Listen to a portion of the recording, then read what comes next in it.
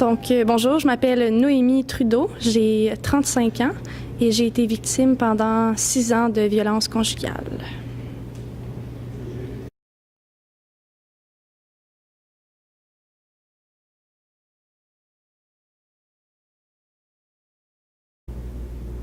Bonjour tout le monde, aujourd'hui je suis avec Noémie Trudeau qui va vous parler de son expérience. Pouvez-vous nous résumer l'historique de votre relation? Donc, dans le fond, tout a commencé en 2003. On s'est rencontrés dans un bar. C'est des amis qui nous ont présentés. Au début, tout allait bien, il était super gentil. Pendant peut-être 3 ans, en fait, tout allait bien. J'ai remarqué que des fois, il était un peu... il perdait son calme, il était un peu agressif, mais en général, il était correct. Donc, on s'est mariés en 2005. Puis, c'est vraiment après le mariage là, que ça a commencé à dégringoler. Là. Quels sont les signes alarmants qui ont remis votre relation en question? Oui, donc les signes alarmants au départ, comme je vous dis, il y en avait plus ou moins. C'est vraiment après le mariage. Donc, notre lune de miel, en fait, les deux, on avait bu un petit peu, mais il a vraiment perdu le contrôle de lui-même. Là. Il m'a abusé physiquement, verbalement, même sexuellement. Excusez-moi.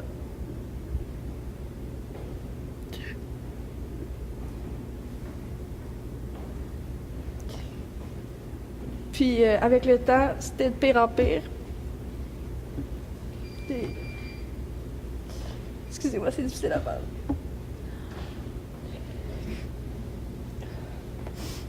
Mais donc au début, c'était l'enfer, là, vraiment. C'était pas juste physique, c'était verbal. Puis souvent, il me reprochait des choses.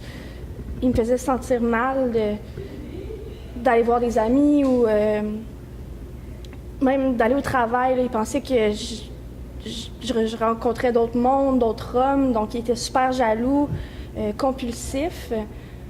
Puis, donc, il était extrêmement contrôlant. Quand je rentrais à la maison, par exemple, il devait regarder mon cellulaire, mes messages, mes appels. Il était vraiment contrôlant. Il regardait toujours comment j'étais habillée avant de partir.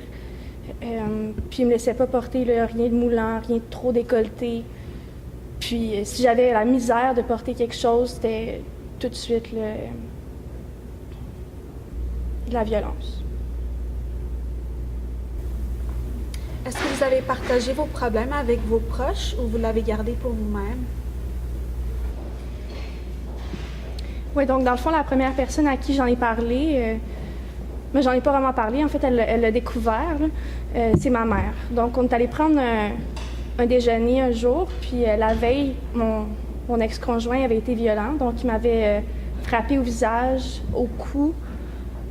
Donc, je portais des lunettes de soleil, puis étant donné qu'on mangeait à l'intérieur, ma mère, elle a insisté pour que je les enlève. Puis lorsque je les ai enlevés, elle a vu là, toutes les bleus que j'avais autour des yeux, puis les marques dans le cou également. Puis elle a insisté pour que je lui raconte tout ce qui s'est passé. Puis c'est dur, je pense, ça a été vraiment dur pour elle là, d'apprendre ça, puis pour mon père également. Puis encore aujourd'hui, là, elle n'en revient pas, elle n'aurait jamais pensé. C'est inimaginable. Comment avez-vous fait pour vivre avec ces problèmes? Oui, donc, comment j'ai fait pour vivre avec ça pendant toutes ces années? Je dirais que, premièrement, j'en parlais pas parce que j'avais honte de moi-même. Même mes amis, je me suis vraiment éloignée de toutes mes amies, ma famille. J'ai perdu contact avec mes meilleurs amis. Puis, en même temps, je l'aimais. Je voyais sa violence, puis tout ce qui me reprochait un peu comme une forme de protection. Puis, mais vraiment, avec le recul, là, puis les années, je suis capable de faire la différence, puis de voir que c'était pas de l'amour, là, c'était de la manipulation, de la haine. Mais ça a été difficile ces années-là. Puis finalement, comment avez-vous fait pour terminer votre relation? Êtes-vous encore en contact avec votre ex-conjoint? Oui, donc en fait, j'ai mis fin à la relation vraiment avec l'aide de mes parents. Ma mère, en fait, ils m'ont vraiment conseillé, fortement conseillé à aller consulter. Puis après plusieurs sessions, ça m'a vraiment aidé. L'émotion, ça sortait, puis elle m'a vraiment fait réaliser que c'était de l'abus, que je méritais pas ça, puis que c'était pas de l'amour. Donc, j'ai réussi vraiment à sortir, puis on a coupé les ponts complètement. Ça a été difficile, mais je suis fière d'où je suis rendue. J'avais de la difficulté après à faire confiance aux gens, mais j'ai rencontré quelqu'un récemment, justement, et puis ça va bien. Il est au courant. Là. Je trouve que c'est important, justement, de communiquer. Donc, il est au courant de tout, puis ça va bien. On s'en va sur une bonne voie.